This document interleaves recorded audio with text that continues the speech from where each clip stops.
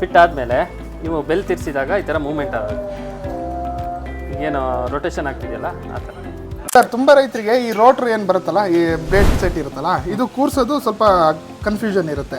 ಅದನ್ನ ಹೆಂಗೆ ಅಂತ ಚೂರು ತೋರಿಸ್ಕೊಡ್ತೀರಾ ಸರ್? ನಿಮ್ಮ ಹತ್ರ ಬ್ರಷ್ ಕಟರ್ ಗೇರ್ ಬಾಕ್ಸ್ ಇರುತ್ತಲ್ಲ, ಇದು ಓಕೆ. ಹಾಂ, ಇದನ್ನು ಫಸ್ಟ್ ರಿಮೂವ್ ಮಾಡ್ಕೋಬೇಕು. 2 ಸ್ಕ್ರೂ ಇರುತ್ತೆ, 5mm 4mm ಅಲೈಕಿದ್ದು. ಇದನ್ನು ರಿಮೂವ್ ಮಾಡಿ ಕಂಪ್ಲೀಟಾಗಿ ಹೊರಗೆ ತೆಗಿಬೇಕು. ಹೊರಗೆ ತೆಗಿಬೇಕು. ಇದನ್ನು ತೆಕ್ಕೊಂಡು ಓಕೆ, ಇದರಲ್ಲಿ ಒಂದು ಲಾಕ್ ಇರುತ್ತೆ. ಓಕೆ, ಇದು ಇದ್ರ ಲಾಕನ್ನು ಫಸ್ಟ್ ರಿಮೂವ್ ಮಾಡಬೇಕು. ಅಂದರೆ ಎಲ್ಲನ್ಕಿನ ಲೂಸ್ ಮಾಡಬೇಕು. ಲೂಸ್ ಮಾಡಬೇಕು. ಇದಾದಮೇಲೆ ಓಕೆ, ಕ್ಲೀನಾಗಿ ಒಳಗಡೆ ಫಿಟ್ ಮಾಡ್ಕೋಬೇಕು.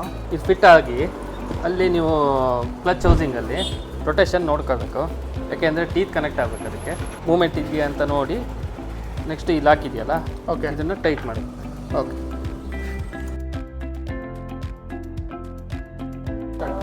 ಫಿಟ್ ಆದಮೇಲೆ ನೀವು ಬೆಲ್ ತಿರ್ಸಿದಾಗ ಈ ಥರ ಮೂವ್ಮೆಂಟ್ ಆಗುತ್ತೆ, ಏನು ರೊಟೇಷನ್ ಆಗ್ತಿದೆಯಲ್ಲ ಆ ಥರ. ಸರ್, ಈ ರೋಟಾವೇಟ್ರ್ ಯಾವ್ಯಾವ ರೈತರು ಉಪಯೋಗಿಸ್ಬೋದು ಇದು?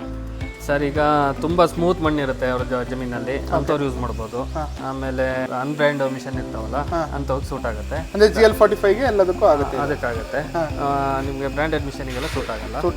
ಆಮೇಲೆ ಬಂದ್ಬಿಟ್ಟು ಇದು ತುಂಬ ಕಲ್ ಮಿಕ್ಸ್ ಮಣ್ಣಿದ್ರೆ ಅದು ವರ್ಕ್ ಮಾಡಲ್ಲ, ಅಂದರೆ ಬೆಂಡ್ ಆಗೋದು ಕಟ್ ಆಗೋದು. ಆಮೇಲೆ ನಿಮಗೆ ಮಿಷನ್ ಲೈಫ್ ಕಮ್ಮಿ ಆಗುತ್ತೆ. ಅಂದರೆ ಮಿಷನ್ ಲೈಫ್ ಅಂದರೆ ಯಾವ ರೀತಿ ಕಮ್ಮಿ ಆಗುತ್ತೆ? ನಿಮಗೆ ಕ್ಲಚ್ ಬೇಗ ಹೋಗುತ್ತೆ, ಆಮೇಲೆ ಓವರ್ ಹೀಟ್ ಆಗುತ್ತೆ, ಆಮೇಲೆ ನಿಮಗೆ ಶಾಫ್ಟ್ಗಳು ಬೆಲ್ಲು ಇದೆಲ್ಲ ಡ್ಯಾಮೇಜ್ ಆಗುತ್ತೆ, ಲೋಡ್ ಜಾಸ್ತಿ ಇರುತ್ತಲ್ವಾ, ಹಾಗಾಗಿ ಮಿಷನ್ ಲೈಫ್ ಕಮ್ಮಿ ಆಗುತ್ತೆ. ಅಂದರೆ ನೀವು ಹೇಳ್ತಿರೋದು ಬ್ರಷ್ ಕಟ್ರಿಗೆ ಸ್ವಲ್ಪ ಸಮಸ್ಯೆ ಆಗುತ್ತೆ ಇದು ಹಾಕಿದ್ರೆ. ಬ್ರಷ್ ಕಟರಿಗೆ ಬಟ್ ಸಮಸ್ಯೆ ಕೆಲಸನೂ ಆಗುತ್ತೆ ಅನ್ನೋರಿಗೆ ತೊಂದರೆ ಇಲ್ಲ. ಬ್ರಷ್ ಕಟ್ರು ಸರ್ವಿಸ್ ಮಾಡ್ಕೊಳ್ಳೋ ತೊಂದರೆ ಇಲ್ಲ, ಬಟ್ ಕೆಲಸ ಆಗೋ ಅಂತವರಿಗೆ ಆಗುತ್ತೆ. ಬೇಕೇ ಬೇಕು ಅಂತ ಕೇಳಿದವ್ರಿಗೆ ತೊಂದರೆ ಇಲ್ಲ. ಮೇಜರ್ ಅಂದರೆ ಗುಣಿ ಮಾಡೋದು ಏನಿದೆ ಅದು ಅಷ್ಟೇ. ಇದೇನಿದೆ ಮಾರ್ಕೆಟಲ್ಲಿ ಏನು ಪ್ರೈಸಲ್ಲಿ ಸಿಗ್ಬೋದು ಸರ್? ಇದು 3 ರಿಂದ 3.5 ಸಾವಿರ ರೂಪಾಯಿ.